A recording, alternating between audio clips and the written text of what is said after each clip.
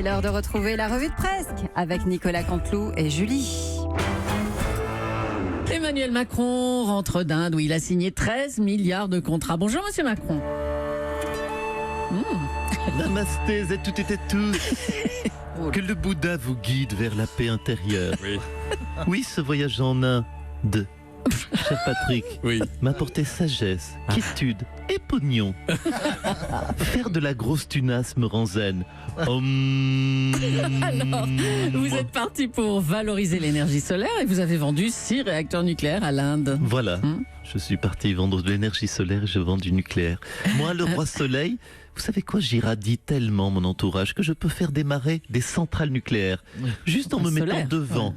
Solaire, pardonnez-moi, juste en me mettant devant. Nu. Non, ce n'est pas seul, c'est du yoga.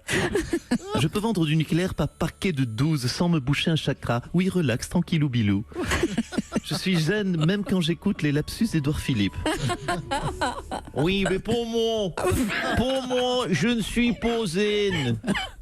Ségolène Royal, mais pourquoi vous n'êtes pas zen? Dites-nous. Mais parce que j'ai entendu la voix familière de Monsieur Queen dire oui, je vous ai entendu, Monsieur Queen, car je vous écoute le matin. Madame Royale qui croit qu'elle est encore ministre. Non, mais vous savez ce que ça veut dire, Vishnu Galabut? Non. En hindou, en hindi, ça veut dire je t'emmerde. Tu vas voir ce qu'elle va te mettre, la vache sacrée, quand elle va rentrer en France. Ouh là là, planquez-vous Patrick. Oui. À bientôt Ségolène Royal. Emmanuel Macron doit faire face à la grogne des retraités aujourd'hui. Les seniors défileront contre la baisse de leurs moyens. Oh là là, Macron, c'est foutu. Les seniors sont dans la rue. Des crédits, pas de salsifis. On veut du fric pour nos ranchants plastiques. Valérie Giscard d'Estaing. Vous y croyez à cette grève, vous? Mais bien sûr, on descend dans la rue. Bon, on n'est pas sûr de pouvoir la remonter ensuite. Oui, mais on y va quand même. Nous descendrons, les gars. On descend tous, Édouard, Charles. Oui, Macron du pognon et la soupe au potiron. Oui, Macron, donne-nous Merde, qu'est-ce qu'il doit nous donner? Je me souviens plus. Bon, laissez tomber là tous les deux. On veut du. Oui, bon, c'est bon. Oh, merde.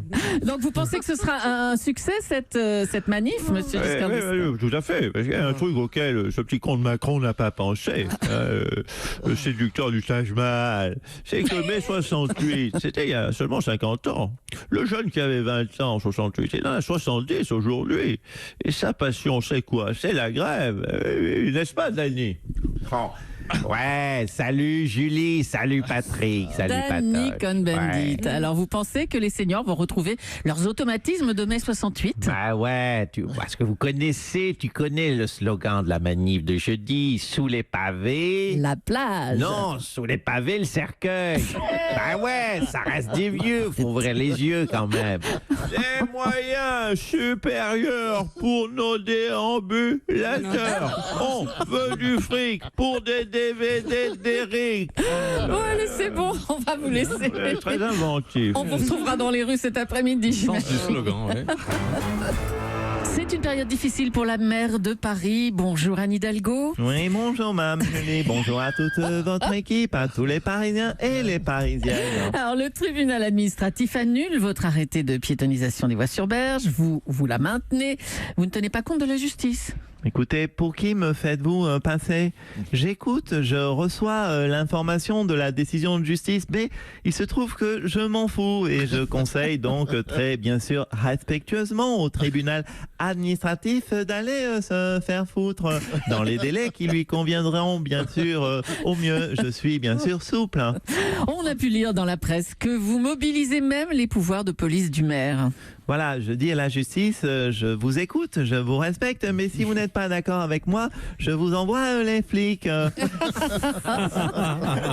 Si on commence à écouter le tribunal administratif, on n'est pas sorti de la berge. Un peu d'humour par oui, rapport. non, d'accord. Il paraît également que vous préparez un livre pour défendre votre bilan.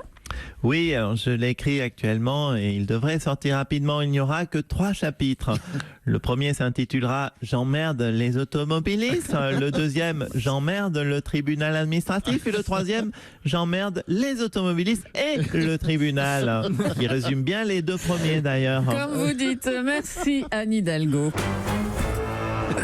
Et puis direction Pyeongchang en Corée pour faire un petit point sur les Jeux paralympiques. Bonjour Nelson Montfort. Ouais, alors là, tu vois, je me rends compte que le type n'applaudit pas. Et en fait, il est tellement chaud. Nelson, Oui, on attends, vous oui. entend. Ah, Nelson. Oui, ma chère Julie, je reconnais votre voix, c'est Europe 1. Oui. Écoutez, je discutais avec un monsieur qui est totalement sourd et c'est assez désagréable. Je lui racontais une anecdote amusante et il a pas ri. Nelson Montfort.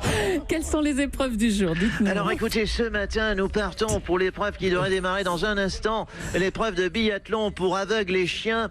Le premier concurrent est sous nos yeux. Il va s'élancer dans quelques instants. Oui, c'est le russe. Au petit-déj, il y a de la Smirnoff. Et son chien Fifou. Il vise la première cible. Oula. Oula, ma chère Julie, oula, le chien a dû croire que son maître avait tué un faisan ou un truc du genre. Il a foncé pour aller le chercher. Écoutez, c'est... Oh le pauvre, oh non, le pauvre aveugle est traîné dans la neige par ce maudit chien. Oh non, j'ai mal pour lui. Oh non, un sapin. Non, oh non. Non, non. Oh là là, 60... Oh non, les autres chiens des concurrents qui décident de venir jouer avec le premier chien. C'est maintenant 15 aveugles sous nos yeux qui se font traîner dans la neige en essayant de tirer sur les chiens avec les fusils pour les arrêter. Oh non, Écoutez, je propose que nous passions à une autre épreuve plus calme qui va démarrer dans une petite heure qui générera moins de dégâts, l'épreuve de fauteuil roulant sur bosse. À vous, Julie.